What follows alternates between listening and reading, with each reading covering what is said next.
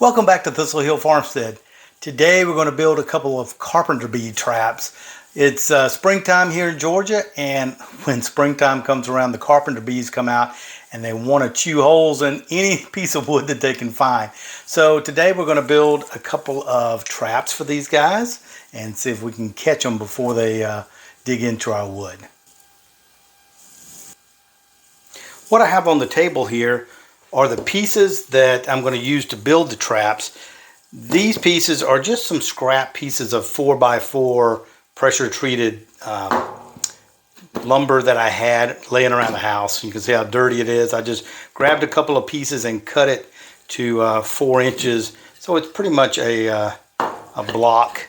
And then I've got some jars that we're going to attach to these to catch the bees. Now I'm using just a ball mason jar.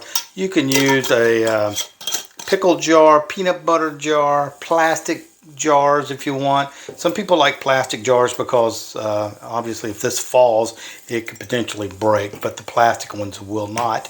But this is what I had on hand, so I'm going to use these.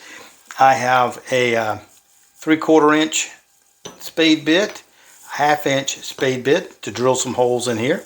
I have a little hole saw that I'm going to use to drill the holes in this metal top.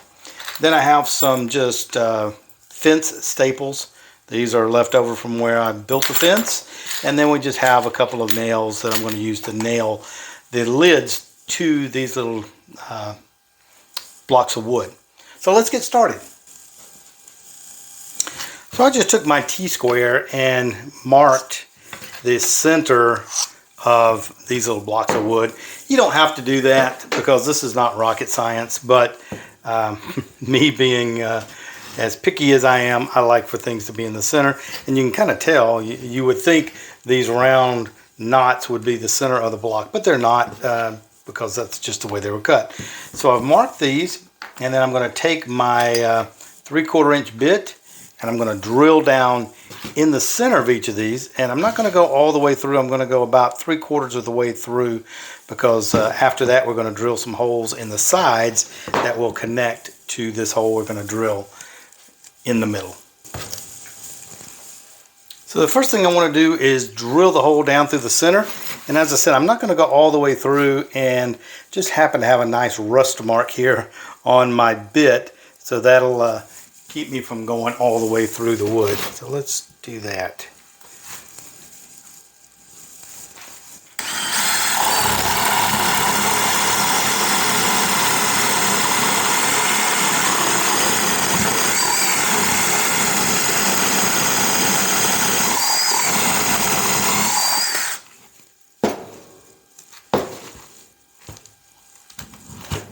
There we go. That should be good enough. Let's do the other ones now.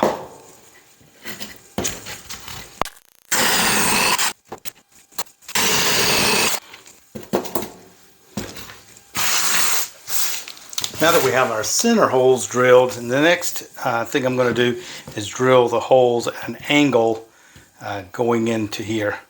And we want to go from the bottom at an angle this way, about a 45-degree angle, but again, it's not rocket science, so it really doesn't matter. But you want to make sure you go at an angle up so that when the bee goes in, he's going up the hole, and then he'll drop down into the jar.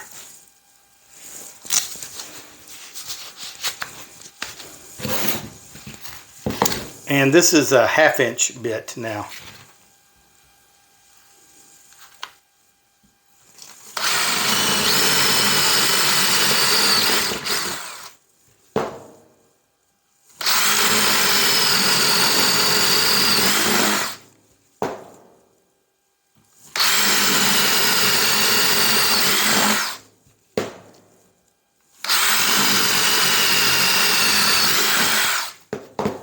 Okay, so there you go. We've got our holes going in. I'm going to clean the inside of that out a little bit later because where we drill through, there's a little bit of debris in there.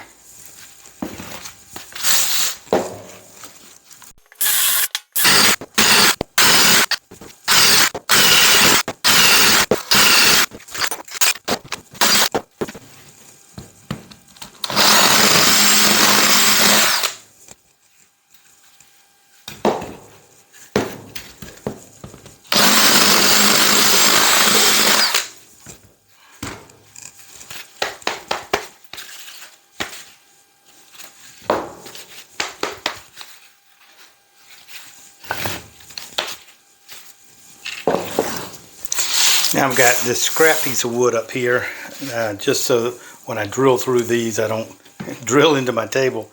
And I think what I'll do is punch me a little starter hole in the center of here so that my drill will not wander around so much. And I'm just eyeballing this now. There we go. Again, the bee is not going to care that it's not in the center. Alright, let's see how this works. Now, this may want to spin around on me, so we'll see how it goes here.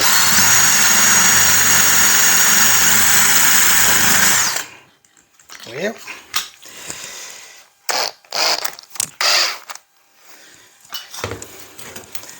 Alright, let's try this again. Let's see how it goes.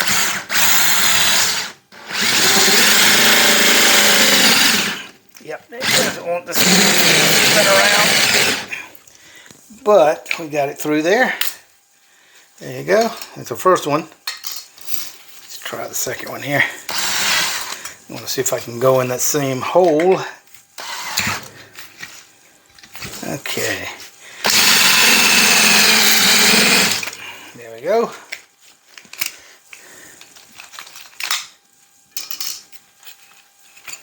And that little piece of metal stuck in there, but it doesn't matter.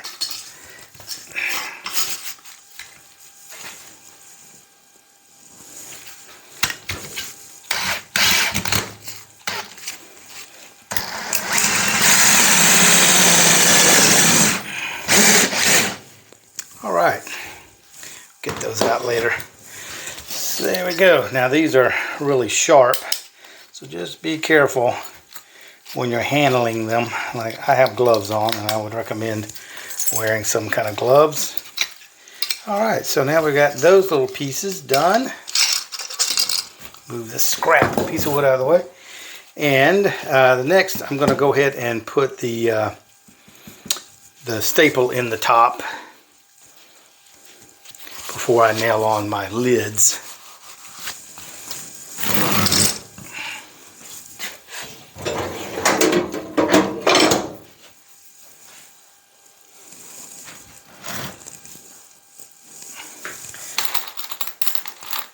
So again, this is just a fence post staple.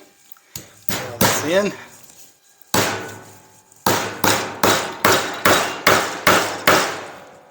Doesn't have to be too far in, you just want it far enough to be able to hang it.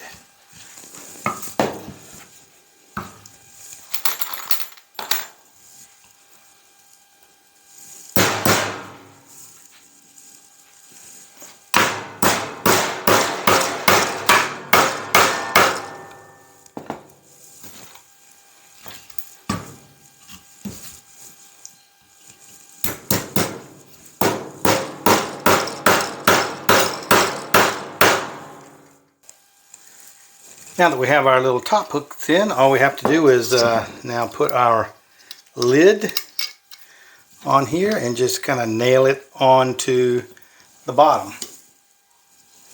So what I'm going to do, since I have this staple in it now, is just use a couple of scrap pieces of wood and set here. And now I've got some nails here, and I'm just going to nail through this lid into the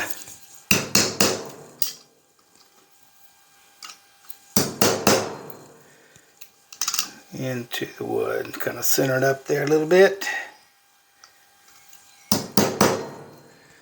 Alright, that looks good. Probably could have some shorter nails. You don't need to, not going to be a whole lot of pressure. It's just going to be holding the jar.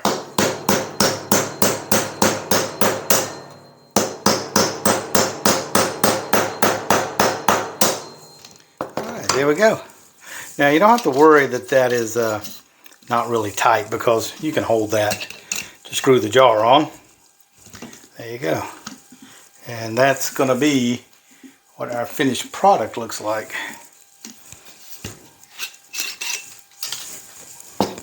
Let's do our next one.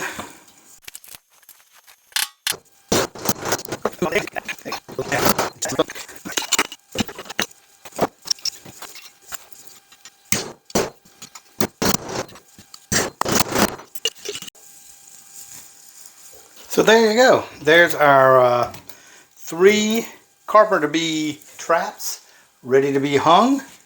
And the bees will go up in here, and then looking for the light to get out. They'll see the light coming through here, and they'll just drop down in the jar. And once they get in there, they're going to have a hard time finding their way back out, and that's how these traps work. So I hope that was helpful, easy to build. Hopefully you're inspired to build some yourself, so to keep those pesky carpenter bees from digging into your woodwork. Thanks again for watching.